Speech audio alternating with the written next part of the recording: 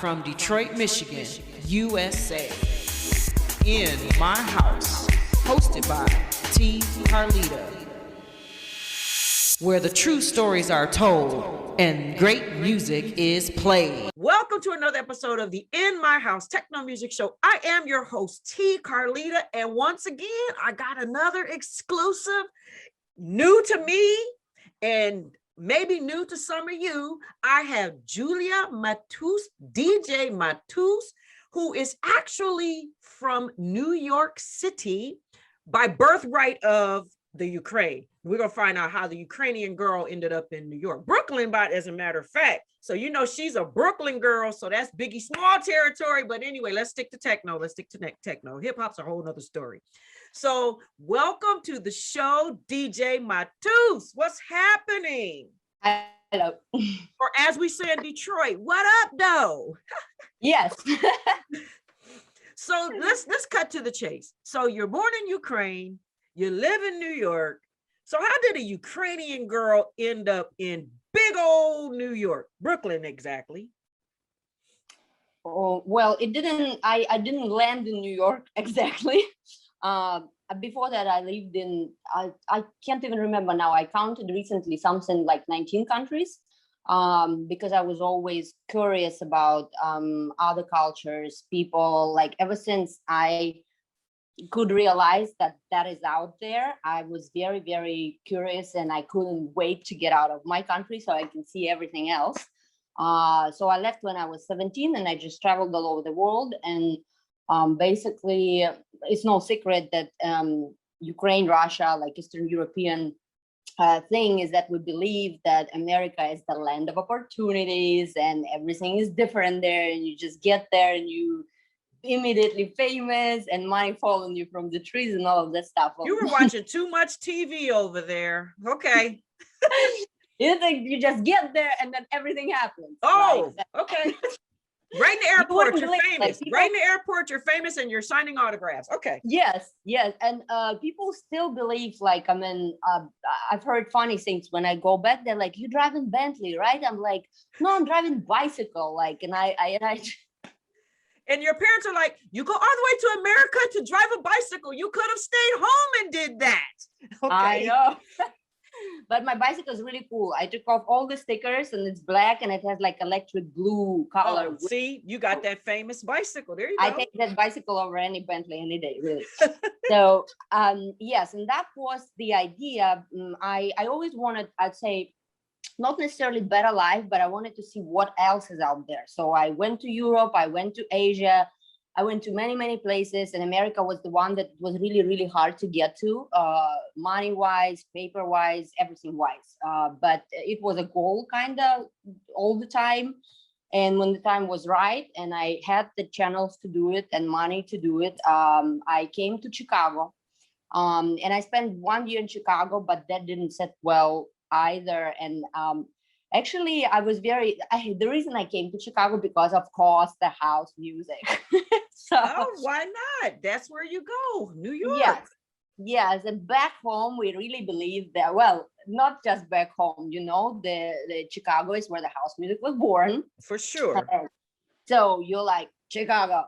But I went to Crowbar when I just got in here in 2005, I believe. So when I went to Crowbar, I was on the middle of the dance floor, and I realized that the stuff that they played there is like something that was back in my country maybe like 2 years ago. You know, I was surprised that it wasn't what I expected, but also I went to Crowbar. It's like, it was quite a commercial big club at that point. Mm-hmm. And then Smart Bar, Spy Bar, like made it a little better for me. And I think I saw Ron Trent playing. I guess I could have stayed and make it work, but the winter was absolutely something. Oh yeah. They don't call them the Windy City for nothing. You know, and people get on my case because they're like, oh, but you are like from over there. Don't you have like craziest winter that, I'm like, okay, we have that. It doesn't mean I like that. Like and doesn't mean my skin has different qualities. I still freeze like everybody else. Like I'm not Chicago is tough. I'm telling you. Yeah. So I remember going down the Michigan Avenue and I touched my face and I cannot feel it. That's how cold it was. I was like, you know what? I'm done. And naturally, I was like, what's a destination where the sunshine and I don't have to deal with any of that? And la la la la la. Of course, it's a La La Land. Oh, and off to LA she went, huh? Yes. So I spent 3 years in Chicago and I got to LA and it was all like pretty and nice, the palm trees. Nature is really beautiful over there. So once you don't get really deep, the mentality, how it works, like what people beliefs are, and what they live by, it's all pretty and nice, like to visit. But I'm very jumpy, so I move all the time to different places, and I made a commitment to stay there. I gave myself 5 years. I was like, this looks good. It's nice nature. I'm gonna give it a time. I'll stay here and I'll make it work. This is where all of those like dancers and cool costumes happen, because LA is definitely more of a commercial. Was at that point also like very. I had the residence in a club called Avalon. It's a really big club, like 5,000 people capacity, I believe. So it was a good time. It was interesting. It was really like a performance sort of thing. So yes, we brought the musicians also playing live instruments. So it was cool. But after 5 years, I realized that I'm staying there only because I say so. So I don't want to be there. I don't want to, I spend more and more time in studio. I basically, towards the end, I spent time only with a computer program, like staying home. I didn't want to even leave the house and talk to people. So I was like, this is wrong. Like I need to change this. Mm-hmm. And I packed and moved within 2 weeks to New York. And it was a new beginning. Like it was very exciting. I always lived in Brooklyn from day one because I couldn't afford Manhattan. And honestly, I like Brooklyn better for many reasons. It was very interesting, because Crown Heights actually is a place where it's like a different planet, because if you're in Williamsburg or like say hipsters New York, or you in Manhattan or Lower East Side, there's a bunch of tourists, there's people running, there's people everywhere all the time. Mm-hmm. And once you come out, basically I live in the last stop of the 4 train, Utica. You come out and the street is huge. I mean, it's like a prospect and there's like 3 people. Wow. There is like nobody there. That's a different look for New York, what people think, right? 3 people on the streets of New York. Wow. And you breathe out. You go like this is great. It has its own like I guess downsides in terms of like people can say this is not a really good neighborhood and they wouldn't like come see me even because I live there, but it's okay, I can survive. Right. Living there for 7 years, like only thing that happened to me, it was actually a funny one because the homeless lady, she asked me for money. Mm-hmm. And I actually downloaded like a machine app. So I was just in my phone, like doing something, not paying attention really to surroundings. I mean, I got so comfortable there that I forget that it's not the best neighborhood. As I joined with my phone, I hear the lady ask me for money, and she asked in a very like bad way. She's like, yo, can you give me money so I can buy some chicken? And I'm like, excuse me? And she is like, probably a junkie, like her teeth are missing, like really bad skin, like very bad looking lady. But she was maybe like my mom's age, so older. So I can't really, this is like this respect thing still, like I don't know. But I say no and I keep walking. And as I pass her, she from here, like she passes me, and from here she goes sucker punches me in the jaw, just like really. Because you wouldn't give her that money for that chicken. I know, and my head swings, and I turn, and I'm just like, and she runs off, and she stands there, and I couldn't believe the first thought that popped in my mind. At that point, I worked in this music production school, and I had to open the school to set up all the equipment and everything 7 a.m. So the first thought that pops in my head is like, oh my God, 7 a.m. I don't have time for this. And I was like, but seriously, like I will not get into details, but I used to be a professional fighter before, so I definitely don't take the punch from anybody, really. And people don't really go punching me because they know better. It's kind of the thing. Okay. So and I'm standing there like, and I think, should I like chase her? But I get like, if I beat her up, we ended up in the police, like, and it's just like, I can't deal with this, and I was like, and I turned around, walked home, took shower, like called my mom. I was like, this happened. This just happened. She's like, you did the right thing. I'm like, did I? Because honestly, if she's doing it to me, she's doing it to other people. And until somebody clocks her out, she's going to keep doing this.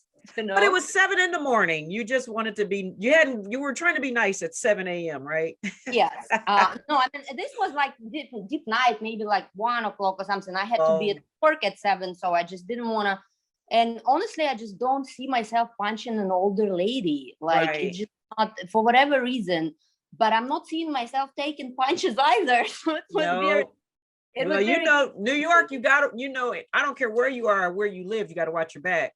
But it is a cardinal rule. You must really watch your back in New York, because it is a city that will catch you off guard, for real. Yes. So let's talk about music. So do you do both DJ and produce records, or do you just, okay. So how did you begin DJing? Who were some of your influences? Okay, so we go from Ukraine to Chicago to LA to New York. So at what point, when did you discover that you wanted to be part of the music business? Oh my God, that's when I was 6 years old. Okay. All right. Fast forward to the adult life. How about that? Okay. So 6 years old. Wow. Okay. Yeah, I was in a piano. I was in school for piano, classical piano, and then I switched to saxophone later when I became a teenager. So music was always an escape and a thing for me that I completely immersed in, and it was a separate reality, like where I'm happy. Like, it's not necessarily I'm not happy all the time, but with the music, I'm always happy. Okay, right, all right.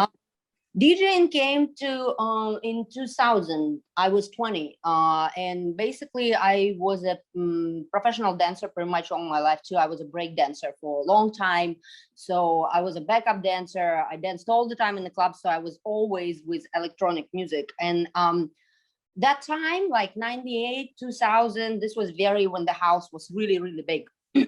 And so I always hear it, and I enjoyed so much. What made me a good dancer, that I can take music and I feel it through my body and I express with the movements and people pick it up. So it was like always this exchange. So I always had that thing going for me. And I met a guy who was a DJ in Switzerland, I think. And he was like, why don't you do this? And I never, before that, I never even thought of it. And he showed me just, with 2 records, the pitch adjust. And next day I went and I bought my first set of Newmarks. Okay. And it was super, like, they don't move really well. But anyhow, I had no furniture at the point at my place, and I remember just spending, I don't know, something like 10 hours easily on the floor until your legs fall asleep and you can't move. You have to like pick them up because you are so into what you're doing. And I sucked at the beginning. I mean, I couldn't really mix, like it was not easy. And at some point I would ask my friend to get me like a hot dog, and with another hand I would keep like with records. It was frustrating. Wow. But eventually, I think maybe in 2 months I got comfortable to the point where I could play in club, and the record shop where I was buying the records, they kind of start talking to me, and eventually because of that I had my first gig.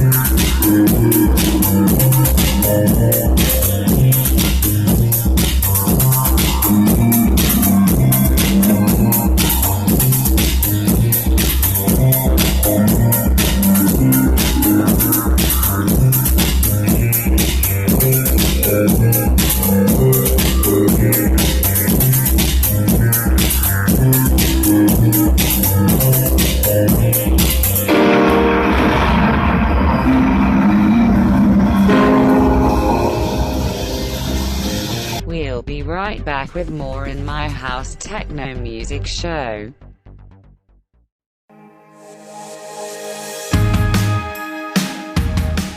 I'm Wayne County Treasurer Eric Sabri, encouraging all taxpayers to please take advantage of the several payment options available.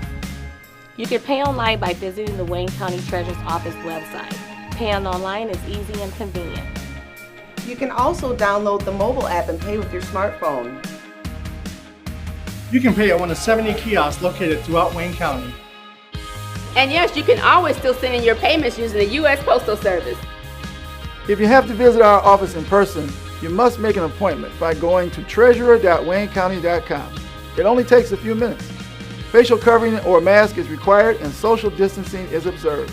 Your health and safety is very important to us. You can also email our office at taxinfo@waynecounty.com or call us at 313-224-5990. In My House Radio, online 24/7. Featuring only the best techno and house music. And be sure to tune in for Sunday Inspiration, every Sunday from 6 a.m. to 6 p.m. Eastern Standard Time. Get connected, www.inmyhouse65.com.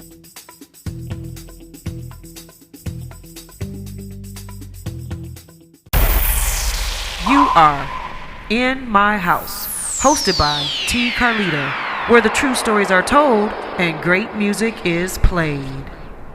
So when did you start making the records yourself? When did you start producing music?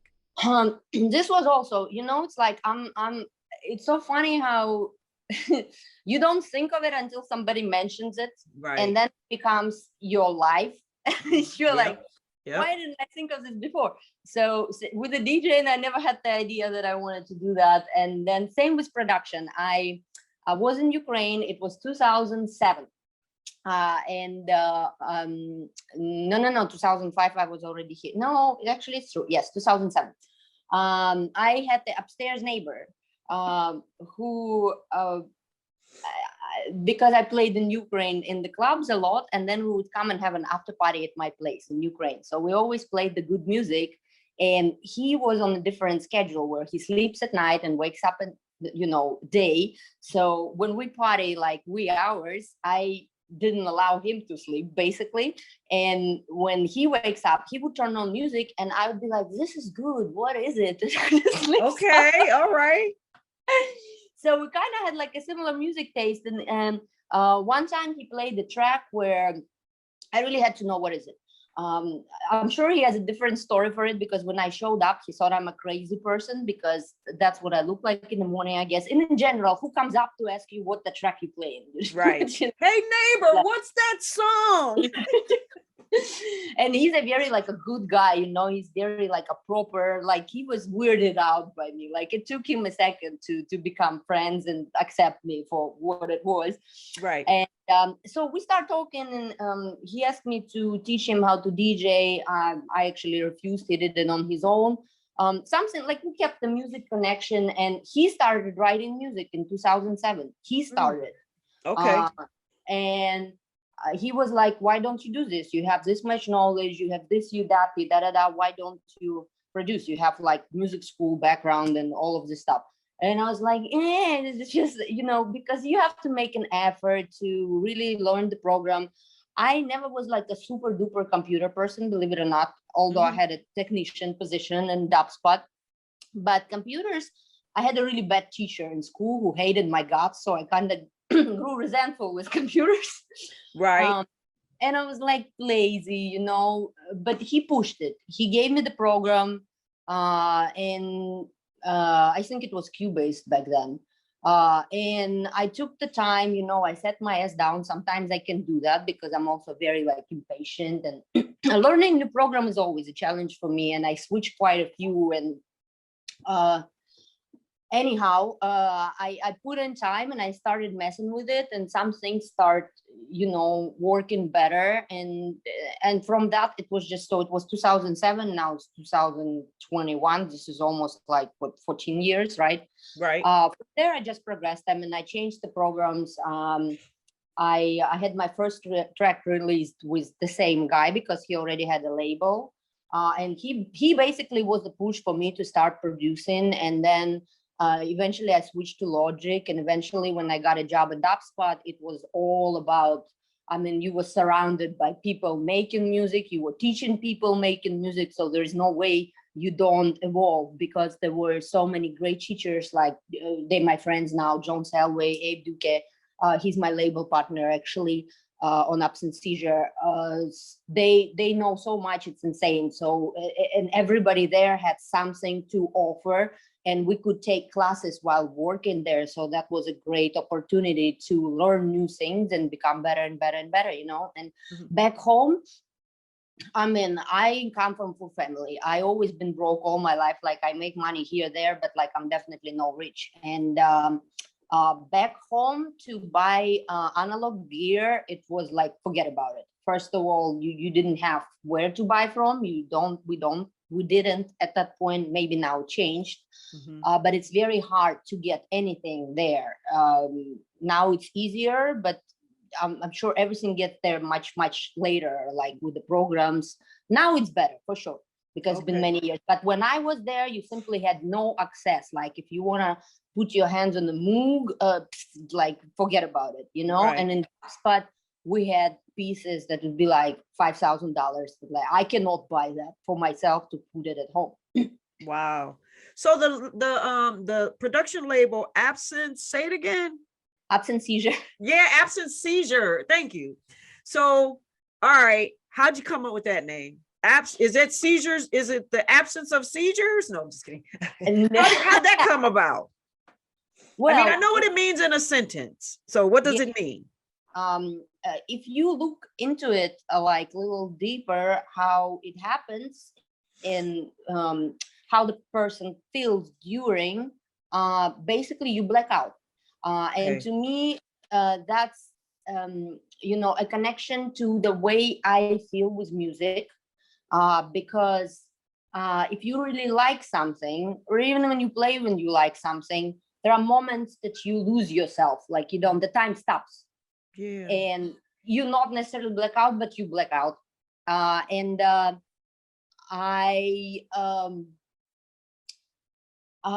interesting thing was also that it happens usually with kids, like you stop having it past certain age.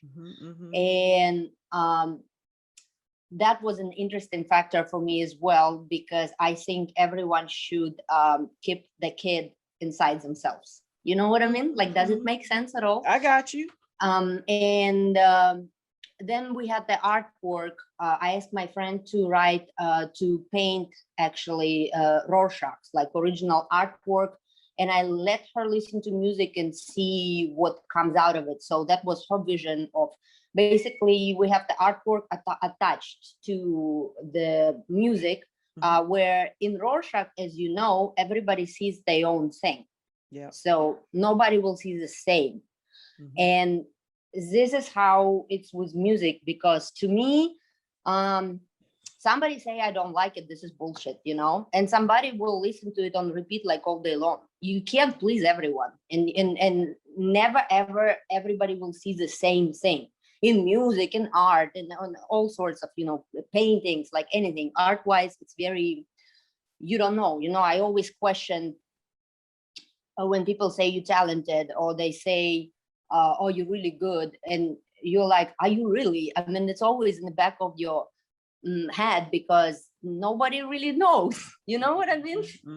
If somebody likes you, it doesn't mean you're good, and if somebody doesn't like you, it doesn't mean that you're bad either. It's just for me, music, it's completely like it's emotions, the things that I go through, experiences, what's in my heart, in my soul, that comes out like that. And it's normal that some people wouldn't understand or wouldn't like it because they can't connect. But my idea is just to pour it out and put it out and see if some people will, because it's important to me, you know, because I connect to other people's music. Right. And, you know, I was going to ask you when you said connect to other people's music. So who are some of your influences? Like when you were coming up in the business, like who influenced, is there any particular artist or DJ that influenced you or that you draw more inspiration? Like if I listen to this, it really gets me going. You know, believe it or not, what comes to my mind, well, I always like Carl Cox and Armand Van Helden. Like this is something that I always like followed and listened to the mixes and what they make. Like Armand Van Helden, they're very different. They are. I was gonna say that's a two different spectrums there.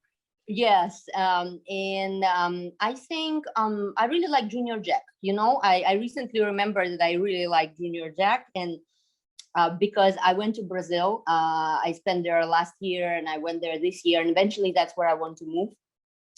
And there was a really awesome video that Junior Jack did in Rio de Janeiro, and it was to the track Samba, and I was like, wow, I used to really like that guy. What happened to that guy? Because he doesn't do anything in a very long time. I think he was really house and he was really funky, and his production, like to me, that's what had me moving for sure. Okay. All right. Okay. So what are you working on now? You got your label, you're doing things. We're in COVID. So you are in New York. So just to veer off for half a second, since we're COVID compliant. And one thing about COVID, I get to interview more people because all you got to do is punch a couple of buttons and we're on. Can you imagine if it wasn't COVID, you'd be working? I would never be able to interview you because you'd be busy. So how's COVID life for you in New York? Give us a sense of what we don't hear on the news, because we watch the news and they tell you one thing. And what's COVID been like for you there? Well, because of the COVID right now, I'm not in New York right this second. Okay, I got you. Right this second, I am in Dallas with my friend with the dog that you saw earlier. Okay, all right. And that's a reason, because basically, well, it's easier to be not by yourself going through this. I'd probably go crazy already. I mean, it's not a big problem because I always have something to do and there is always music. But we both find out that it was very beneficial for us to be together. And honestly, with having so much time, I got a lot into, I was already practicing it beforehand, but now I spend more time doing that. Are you still here? Yeah. Yes. Yep. It says the battery was low. I might have to plug it in. Okay. For the phone.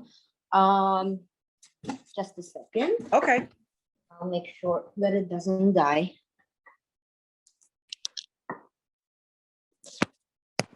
Okay. Okay. So we're good. So the COVID, you're in Dallas. So were you in New York when COVID? Well, of course you were in New York when COVID first hit. No, I flew in from Brazil. You missed. Oh, good.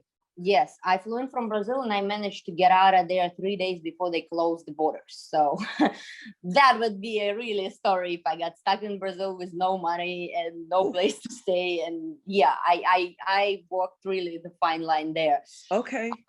And we both made decision with my friend that I'll stay here and I'll go back to New York when I get a chance, when it's, you know, when I can do money wise and when I can do whatever, like the opening, closing too. And you have to have tests and it's complicated, but okay. Dallas is a better thing right now because honestly, we never really felt like things are closed. Even when they shut down maybe for 2 months. Mm-hmm. And it was not near as severe as New York and LA. So Dallas is a much better place to be right now compared to those two. Yeah. for many reasons. I mean, they reopened on the March 10th, completely fully, like everything is no mask. Like, I mean, you still, they require in places, restaurants like that you wear, but it's not mandatory. Right. So when we both agreed at the end that we never felt like anything really happened because we had each other, and we did a bunch of just like self-improvement That's good.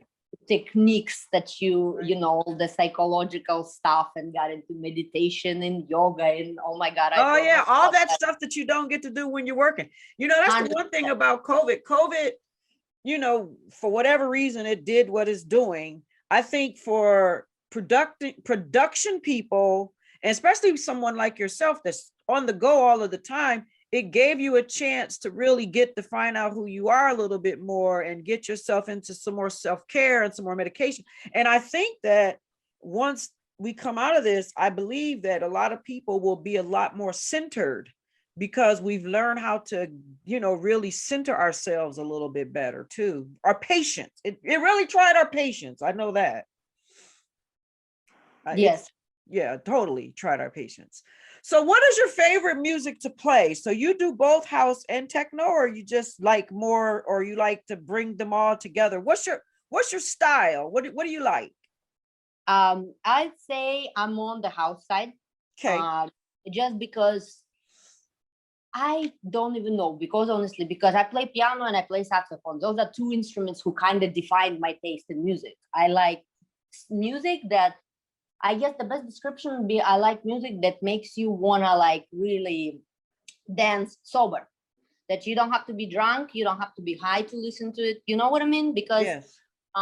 Some of the techno, I think you know, I might be just talking here out of my whatever, but the people who play drums, for example, they're more inclined towards techno. I think techno can get like too repetitive for me, and too just like I get bored. Like if I'm sober, I'm not interested. Like I can't really dance. So that kind of music that I don't want. Because when you play the music, for me, it comes from inside, and it's all about the, you know, different experience. I mean, I don't believe that you have to be under influence of something to feel or experience something. I have to have you there sober.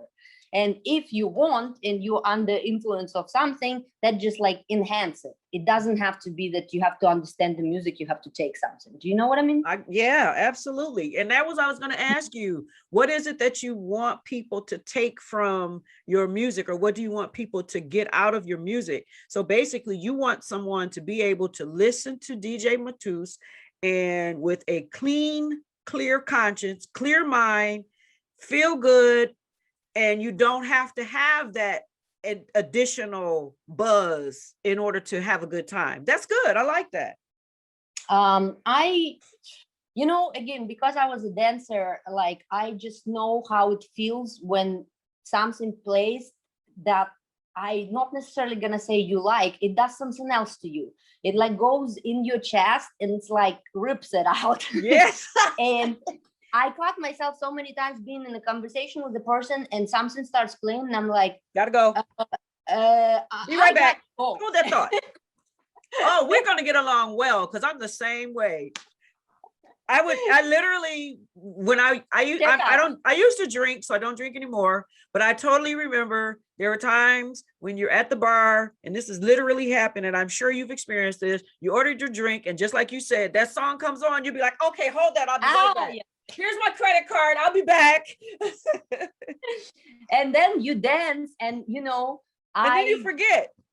Absolutely. It just like you, it makes you it makes you happy. It might sound cheesy, but it does make you happy, but it's a feeling you're like radiating. Yes. And so as you dancing, I dance very intensely, like I have large movements and all of that, and hands and legs and all over the place. So you feel relieved, like it's a release, because I believe that I'm quite an intense person for various reasons, and I know it, like, and people told me that. And if you don't have a release, it builds and builds and builds and builds and builds. Yes, yes. One option is to get, you know, wasted. Another option is to go for me to fight somebody, like in the ring, that would do the same thing, but I didn't have that option here really yet. And I'm not like, I'm 40 now. I mean, I've been doing that for 20 years, so I'm not in a really like the best condition to just go fight people right now. So but, did you kickbox? Were you a kickboxer or a boxer? No, I was a kickboxer. Yeah, I could tell. Also from very, very young age, and that was another thing where I could relieve all of my stress and like negative energy or whatever stuff, kickboxing definitely does that. 100%. Oh, wow. So let's dance floor does the same thing. So yeah, when you like trust me, that's the one thing about COVID. I miss the dance floor. I used to dance on top of speakers. I gotta be in front of the speaker. I literally have to feel the energy, like the speaker touching my back, coming out of the front of my chest and vibrating me right back. That's just, I'm crazy too. I gotta be on top of the speaker, in front of the speaker, face in the thing. When I come out, my eardrums are just exploded. Yes. And then nobody tells you that later you start having a lot of problems. No, they didn't tell us that part. You find that out on your own. I don't care. You're like, hey, I'll be an exception. But right? I'll tell you what, thank goodness for the earplugs that they invented, because I swear we didn't have them when we were younger. So yeah. You are in my house, hosted by T. Carlita, where the true stories are told and great music is played. I'm Wayne County Treasurer Eric Sabri, encouraging all taxpayers to please take advantage of the several payment options available. If you have to visit our office in person, you must make an appointment by going to treasurer.waynecounty.com. It only takes a few minutes. Facial covering or mask is required and social distancing is observed. You can also email our office at taxinfo@waynecounty.com or call us at 313-224-5990. In My House Radio, online 24/7. Featuring only the best techno and house music. And be sure to tune in for Sunday Inspiration, every Sunday from 6 a.m. to 6 p.m. Eastern Standard Time. Get connected, www.inmyhouse65.com.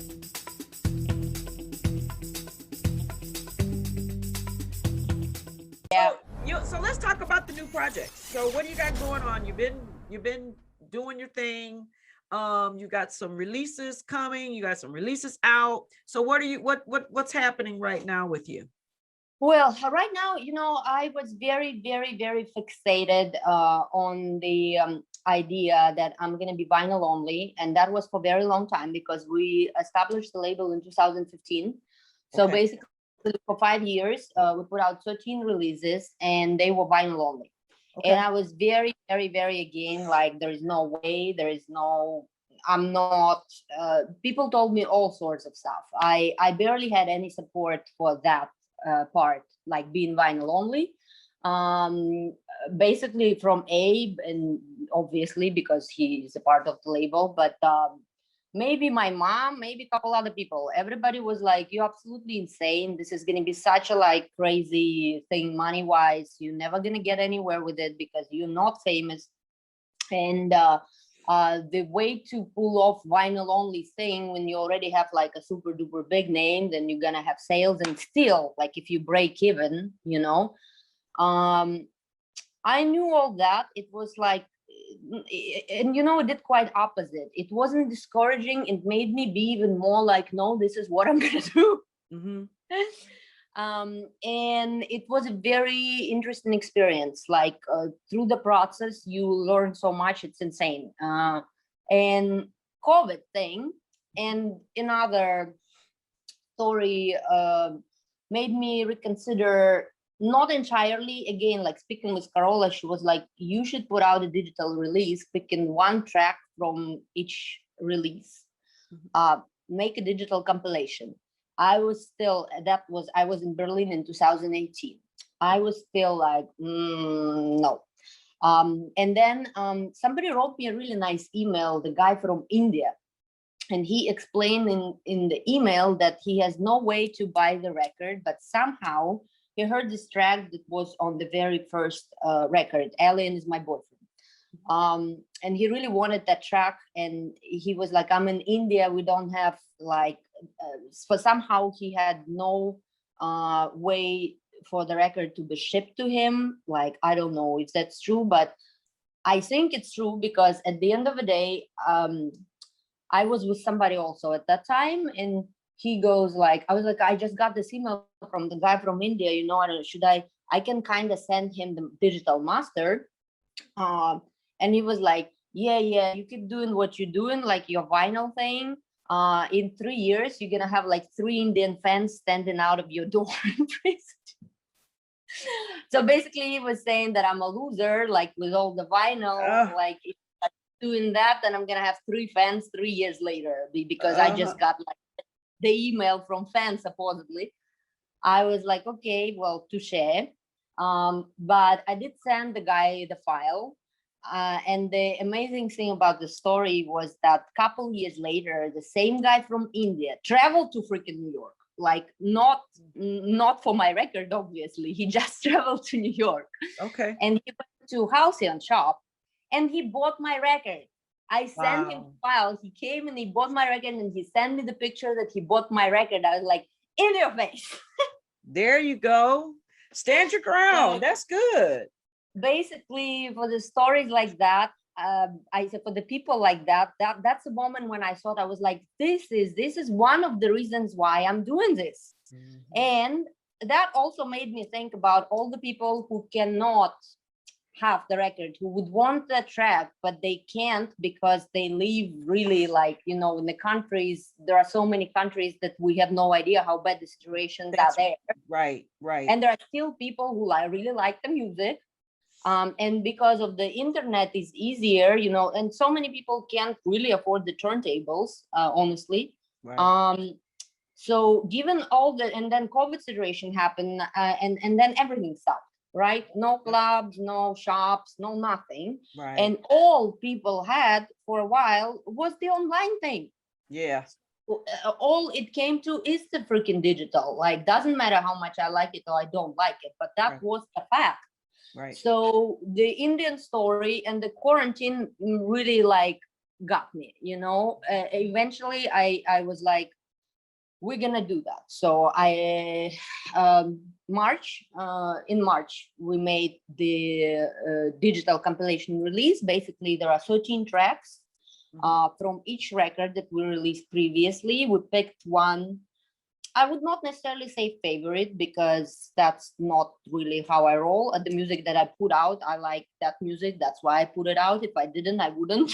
Oh yeah, don't you like that? Out of all of your records, which one is your favorite? I don't know. There are a couple tracks that have like a very personal story, like an emotional attachment, but that doesn't make it favorite. It just means I went through a big like drama or the good thing or something. Something was attached to it, so that would make it special, but not favorite. Right. And because I have a bunch of stuff that I don't really feel like at the time when I was making it, it was okay. Now I don't think it's okay, so I don't put it out. So I just go with my gut. I guess I take the record and I listen to all 4 or how many tracks on it, let's say 4. And it just something tells me that, okay, it has to be this one. I don't know how, but like in my life, many things I decide like that. And I have no slightest idea how I know. Like same with the people, like I approach somebody, I already feel like, should I, you know, engage or not? Like it's something. I always had like a, you know, something that is talking to me. That's gonna sound crazy. There you go. So I gotta ask you this. Okay, so let's talk about let's talk about a particular song, and I want to know how you came up with the name, because I think it's really cool. Alien is My Boyfriend. How about that? So Alien is My Boyfriend. Okay. Who's the alien and how did he become your, or how did we won't even genderize it. How did it become your boyfriend? Well, I'll sit back and let you tell me this story. This was this is a special track. That's a track that Indian guy wanted. Yeah. I figured. Well, because it's very odd, because Spit on It is also like 100 something BPM, like it's very slow track. And I remember sending it, like I wanted to get the review, and I was talking to somebody from Mix Mag, and the guy said that he really likes this particular track, but he can't really put it in any category. He was like, "What is it?" I'm like, "I don't know." I made it. It's like, I don't know. It's just music. Thank you, but it doesn't work like that. Unfortunately, in the world out there are like categories and genres and things, and people have to put you in the thing. And if you're not in the thing, music, man, it's just music. Yeah. So, but well, I said they're just music, and then I got nothing. So, right. But with this track, we were basically having a class, I think, on a sound design, and a guy started playing something like some melody. And I, from that melody, had another melody in my head. So the whatever is the main line, that dun dun dun dun dun dun, that one was playing in my head for like days, and I have no idea. I was like hypnotized. So I came back and I was like, I need to write that down. So I put down just this thing, dun dun dun dun dun, and then later I have no idea how it evolved. Like in the second part of the track, I used FM8. And I had like 3 lines, and I did like automation in it where it goes like, it's a very like alien sound. It's like UFO, like da da da da da, and they all really like, I don't know, that made me think that was the connection to Alien.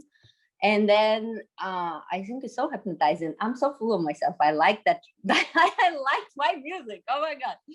Well, that's a start.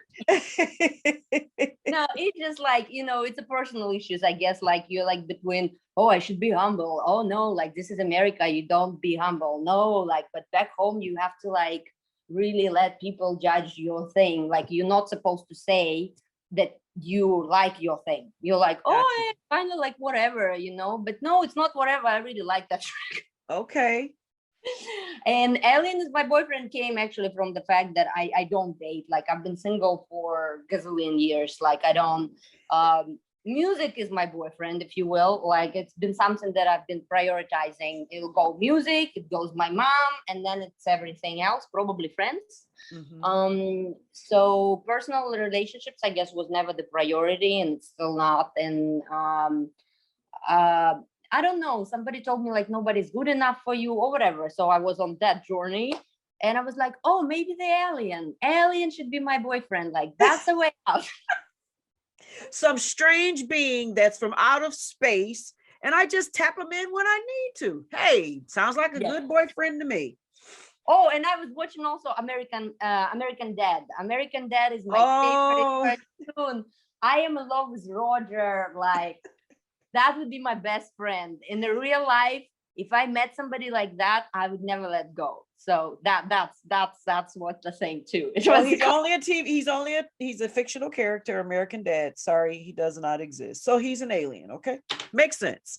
Wow. Well, DJ Matuss, you know what? We could talk all day. This is so much fun.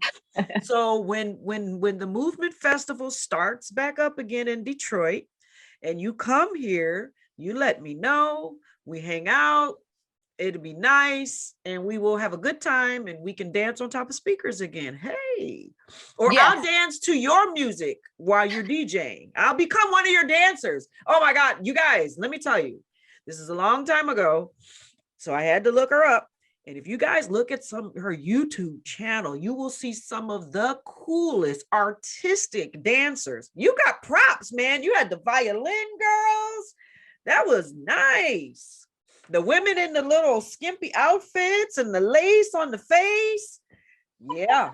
She brought some theatrics to the dance floor, y'all. I'm telling y'all, check her out. Look at her YouTube channel. Believe me, you'll get a good kick out of it.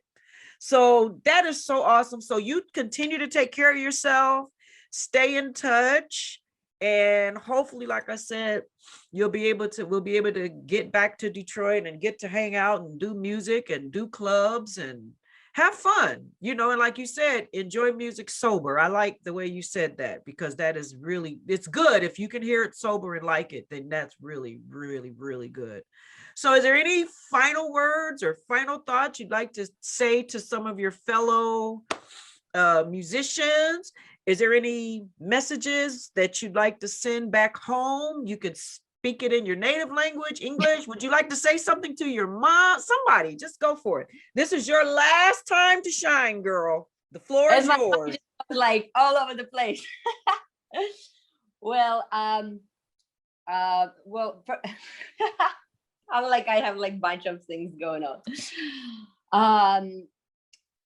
I think for the fellow musicians, like I've been low and high, all sorts of places with making music and playing music. And one thing that if you really feel like it's inside of you, you should never ever let go. Never. Like, doesn't matter what form it involves for shape, and it can be discouraging sometimes. And I really hope that you guys have somebody who is there to support you. If not, do it yourself. However, whatever, just don't give up. If you have it in you, definitely don't give up.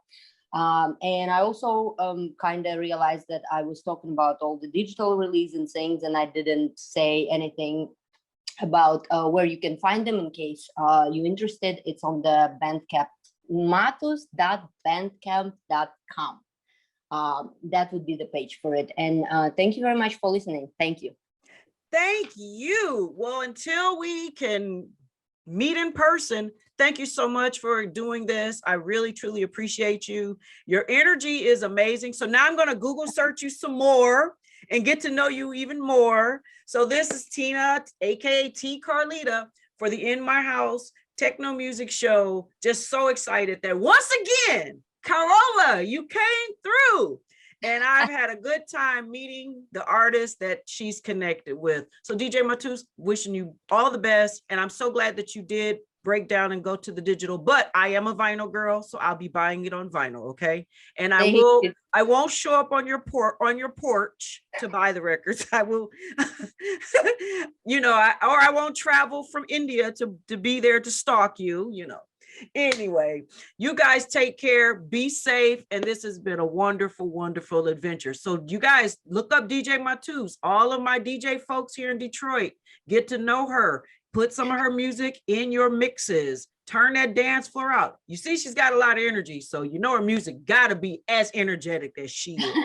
So until next time, this is T Carlita for the In My House Techno Music Show, asking you to all still continue to stay safe, be careful, and most importantly, love one another. See you next time. Hi.